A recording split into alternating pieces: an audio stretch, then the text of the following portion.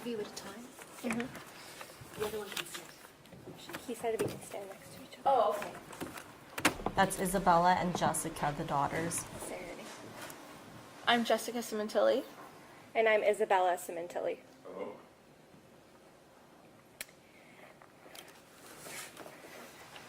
I'm the daughter who found the dead body you killed. Something that I will never get out of my head for my entire life.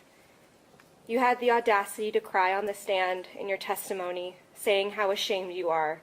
That was a very nice act, but no one has sympathy for you. And if they do, they're just as delusional as you are. Congratulations to the prosecution for knowing who murdered my dad the first night and letting him roam the streets for 6 months. That was a nice one. And the court system for letting a murderer back on the streets on good behavior. Even better. I don't understand how you all fall asleep at night. Christopher Austin deserves a full sentence. He was there, he made the choice to kill somebody, and followed through. How does that warrant only 15 years? I will fight for you to rot in prison for the rest of your life. It's interesting you changed your story after getting a deal. A real honest man you are. If you get out on good behavior, you get to walk your daughter down the aisle, watch your grandkids grow up, and start over. Lucky you. We will never have any of that, and we didn't deserve that to happen to us. All because of you. To those who are cheering for my mom's life sentence, make sure you understand what you're actually cheering for. A killer to be released early. Wishing you a horrible life after your release would be the easy thing to do. Instead of standing here and insulting you, we just wish that you will be forgotten about. We hope your daughter wants nothing to do with you, and we hope she has a father figure in her life to show her what a real man is, because you are not one. You are a coward, stupid enough to blindly trust someone like Robert Baker. We can confidently say that you ruined our life, and we hope that you rot in hell, because no murderer deserves salvation. Over the years, my sister and I have been called brainwashed. Let me set this record straight and say that's not true at all. We are just two daughters who lost two parents trying to navigate life after a horrific trauma. Just because we are not media hungry doesn't mean we are clueless. We've approached the situation with integrity and class to the Sementilli last name, which is something both our parents taught us from a young age. I'd like to see anyone in this room, those watching on TV, and those who sent us hate messages to try to be in our shoes for a day and see if they can endure even half of what my sister and I have endured for the last 8 years, and to come out of it stronger than ever, surrounded by love and support. This part of our story does not define us, and we will share our story one day. But for now, we will continue to bring peace back into our lives. Lastly, we are so disappointed in this court, the justice system, and in the prosecution for giving a murderer, Austin, a plea deal. As we said before, we are not sure how you sleep at night, knowing that a murderer will be back on the streets in 15 years. Heather, one of the prosecutors, once told us that she has a daughter around our age, and she can't imagine what we're going through. And that's really rich, coming from the person who gave one of the men who murdered our father a plea deal. You obviously didn't care about us or about justice. Beth Silverman, the other prosecutor, never treated my sister and I with respect. She allowed for my phone number to become public and let me receive countless hate messages. She continued to make it known that she did not care about us when she would make us wait at the courthouse all day to be called as a witness, only to eventually not call us. And we know all of this was done on purpose. My sister and I are the only victims in this case. We are the ones who lost a father. We are the ones who lost a mother. We are the ones who are receiving hate messages. And we are the ones disrespected by the prosecution who gave my father's killer a chance to see his daughter again when we will never get that chance. I hope we have made it known how corrupt this justice system is, and we urge this court, those watching, to give Austin, a murderer, a full life sentence for the murder of our father, who we love, think about, and miss every day. Thank you. My name is Daniel Piccillo. Your Honor and members of the court, thank you for giving me the opportunity to speak today. My name is Daniel Picillo, and I'm the nephew of Fabio Sementilli. To the one who murdered my Uncle Fabio, I won't call you a man. You gave up the moment you took a life. You're a husband and you're a father, but it means nothing. Real men build families. You destroy them. You didn't just kill Fabio. You stole him from us, and now I want you to sit there with this truth for the rest of your miserable life. You ended a good man's life for nothing. For nothing. Fabio wasn't some nameless face. He was my uncle. He was loved by all, and he was part of the core of our family. And now he's gone, forever because of you. You didn't just destroy one life. You destroyed a line of memories we'll never get to make. He'll never get to grow old. He'll never get to see his family grow. And the worst part, his mother, my grandmother, died grieving her only son, her baby boy. She never recovered. She died with a broken heart from the pain of losing her son. That's on you. Imagine the shame your daughter will live with, knowing the truth that her father is the one who took another father's life.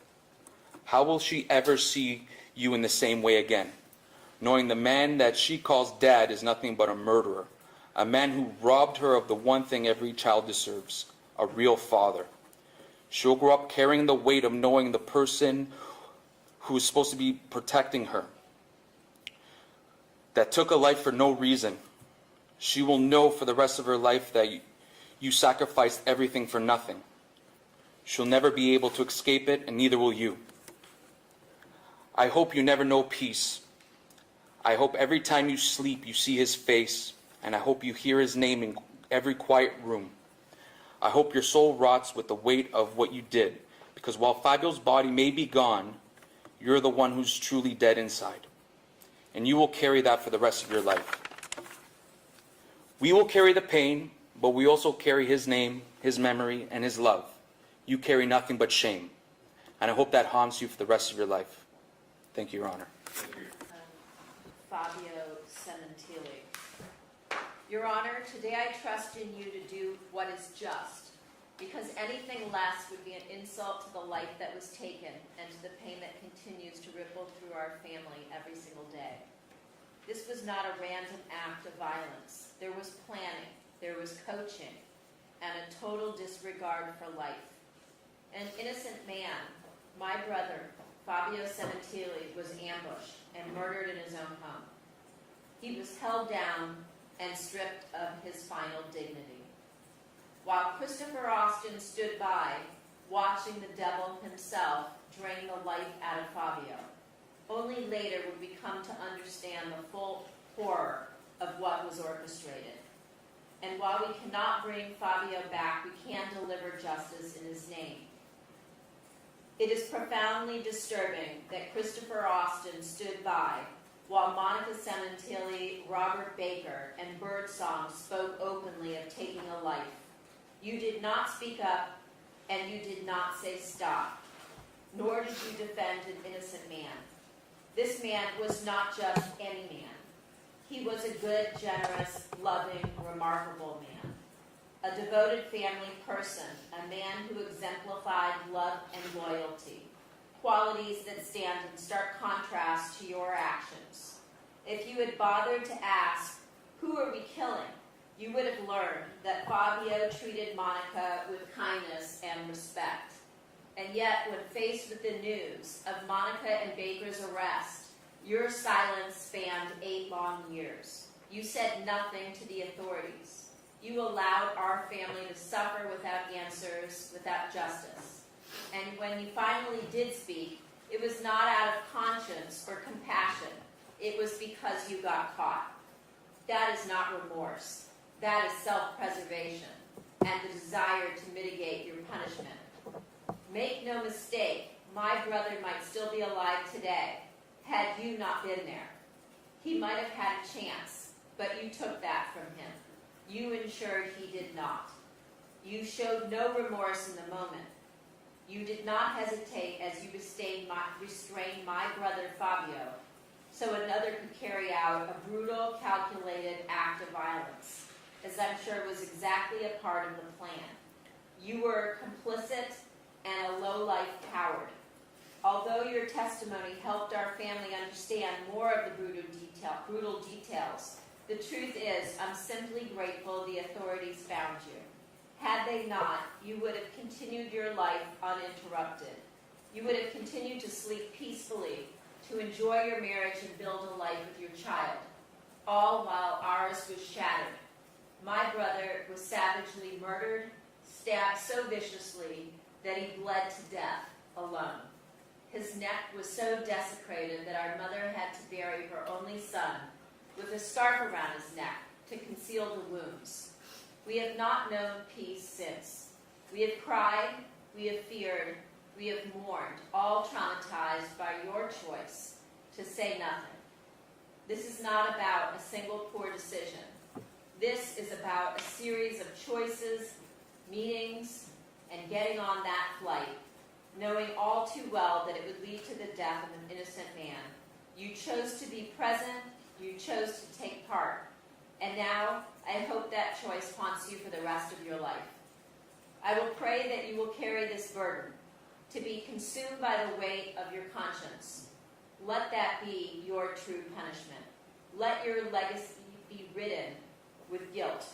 There will never be forgiveness. Never. Thank you. On behalf of Morella Sementilli.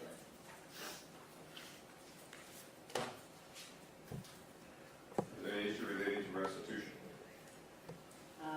Not that I'm aware of at this moment. I believe there were fees involved with respect to cremation, and I will provide that to council when and if I am provided with those amounts. They were, unfortunately, they were I will have my accrued client. out of the country, so I don't know how that will work. I will have my client waive his presence in case there's a need for a restitution hearing. Is that correct, sir? You waive your presence for a future restitution hearing?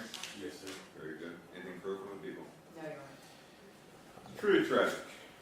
Truly tragic. For the crimes has been convicted in count 1, violation of penal section 187, subsection A, murder in the second degree. To be the judgment and sentence of the court as follows. Probation is denied, as the defendant is not eligible for probation. Defendant sentenced to stay in prison for the term prescribed by law, which in this case is 15 years to life.